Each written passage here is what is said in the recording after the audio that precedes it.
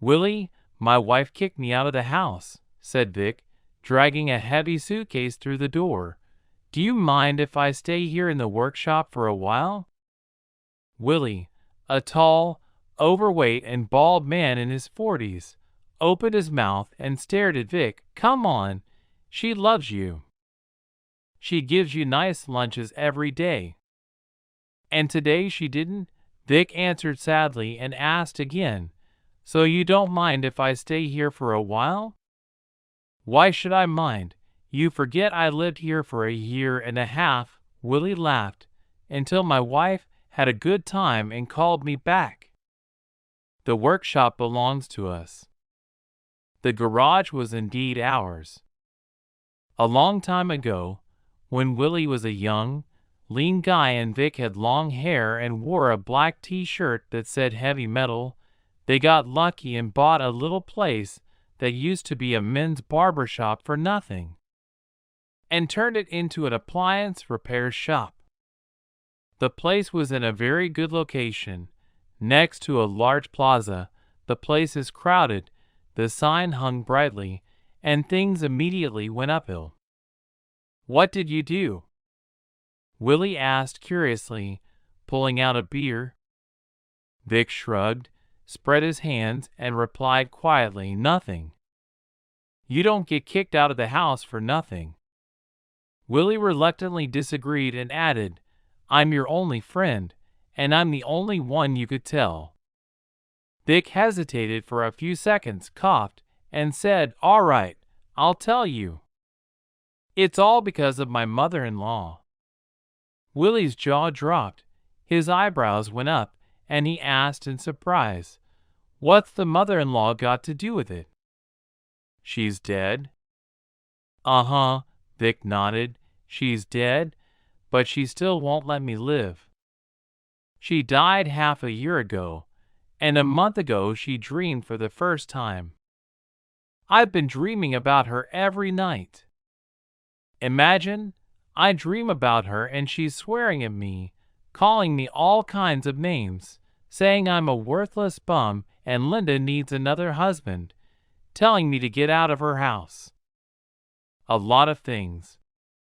And I started arguing with her. She was yelling at me, and I was yelling back at her, and it's like that every night." "A dream, but unpleasant," Willie said sympathetically.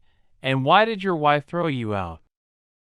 "Well, I was arguing with my mother-in-law in my dream," explained Vic, "and my wife wakes up from my screams and hears me calling her mother with the dirty words.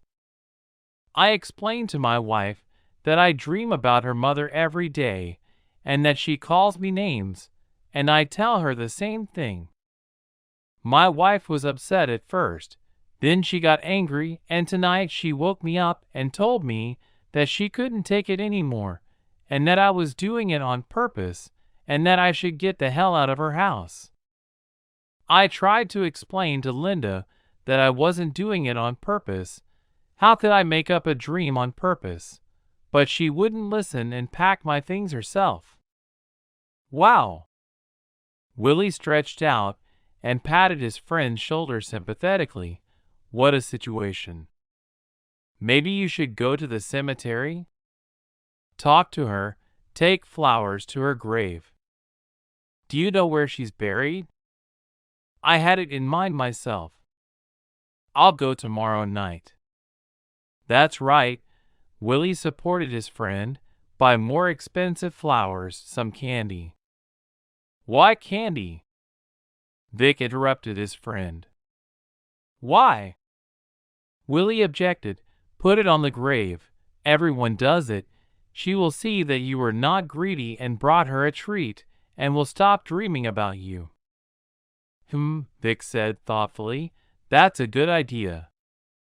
Late in the evening, when Willie had probably eaten enough and fell asleep on the couch in front of the TV, Vic screwed on the last nut, took a shower, ate the rest of the burger, and went to bed. Vic heard a cheerful voice through his sleep and opened his eyes. Willie was standing by the couch with a big bag of delicious smells coming out of it. Get up and be happy. Your Linda came running to us this morning all crying, told you to come home, and gave you lunch." "She didn't," Vic muttered in surprise, pulling on his jeans. "Who didn't?" Willie was surprised. "My mother-in-law," Vic replied. "I was dreaming about her." "She was dreaming again?" "You're gone. What else does she want?" said Willie indignantly, putting the contents of the bag on the table. "She didn't swear this time," Vic said, opening a container of tasty stewed potatoes and meat, grabbing a piece of meat with his fingers, putting it in his mouth, and muttering quickly. "She asked me to go back to Linda, said she came to her grave and cried so hard, shamed her, reproached her, said she was ruining her life, and that if she didn't stop dreaming about me, Linda would jump off a bridge. My mother-in-law was frightened and promised to stop dreaming about me, said she was dreaming for the last time, would not apologize, but asked me to go back to Linda."